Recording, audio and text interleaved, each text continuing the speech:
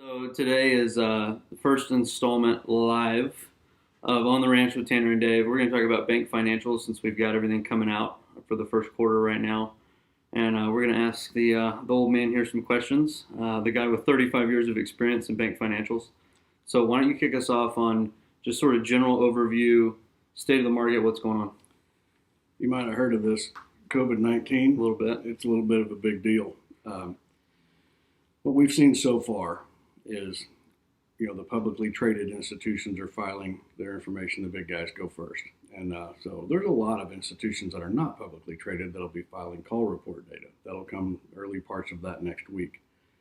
You want to talk a little bit about what we're going to do with that?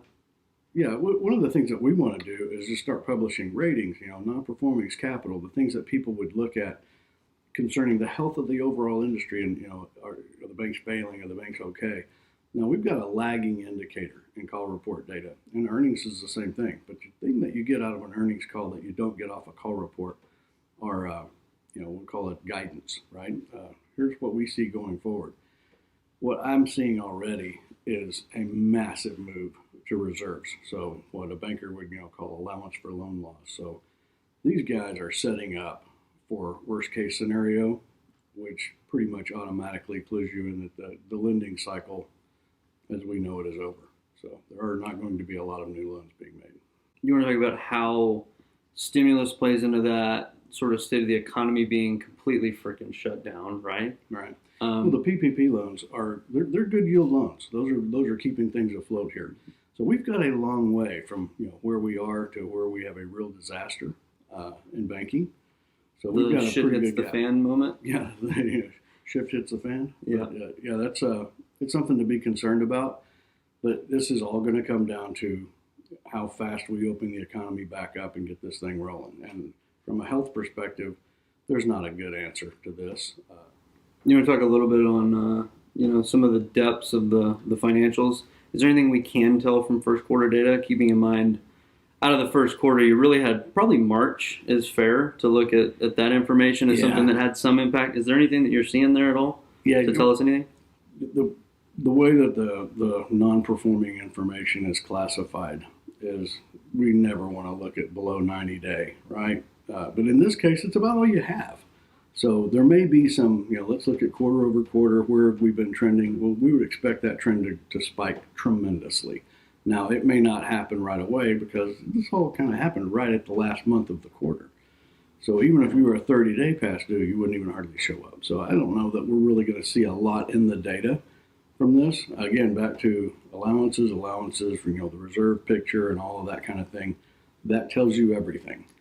We've gone through this cycle before where, hey, I'd like to make a mortgage loan. They're like, sure, give us your first kid, give us all your money, and cash deal would be great. Sure. But other than that, making a loan, not so much. But I think you make a good point, right? If there isn't all that much to be deemed and that much that we can tell, that's kind of an important thing for everybody out there, right? From a perspective of if you see somebody predicting the future, we just simply don't have the math and the data yet. Is that a fair? Well, it's still an important metric, right? To know that we don't have enough to really tell the future yet. Yeah, it doesn't take a great economist to sit down and go, if we shut down our economy, how are things going to go? Right.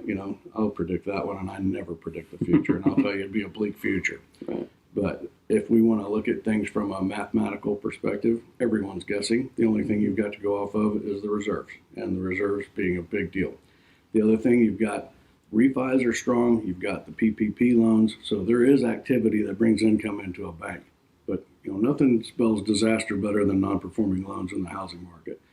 So when people can't pay their bills and people can't pay their mortgages, we're going to see a big problem. However, this again is, how this goes. I mean, when you can't pay your bills, how long is it before you stopped paying your bills and that's actually recorded on a document so that we can actually get analytical data and verify that? It happened a long time ago. Mm-hmm. Is it happening right now? Yes.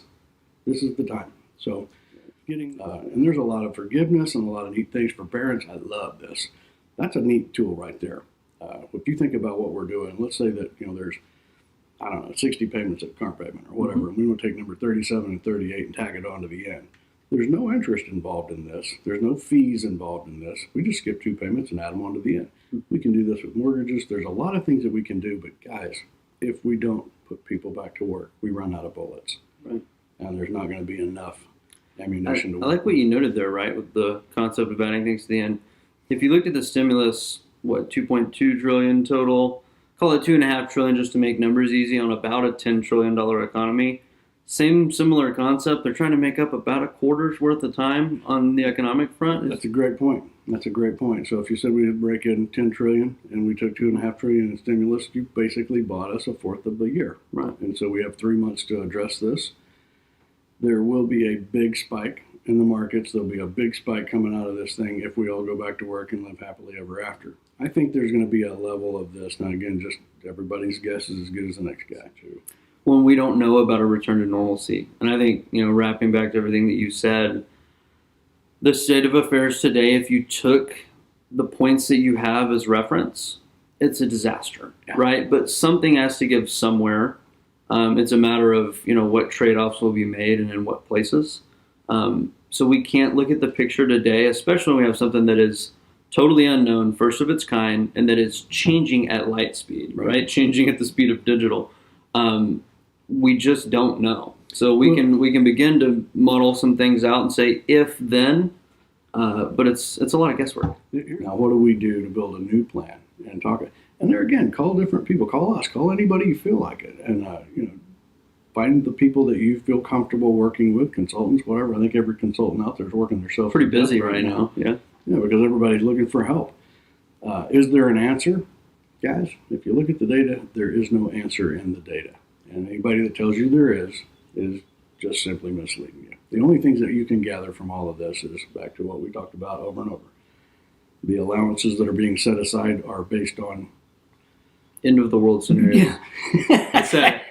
That's it, man. But I think kind of planning for the end of the world here. It's the key point, right? If you just worked off of the data and off of this moment in time currently, it absolutely looks like the end of the world. Right. I think we all know that cannot be reality. That's it. Right. And so I think, you've made a really good point to me a number of times throughout this.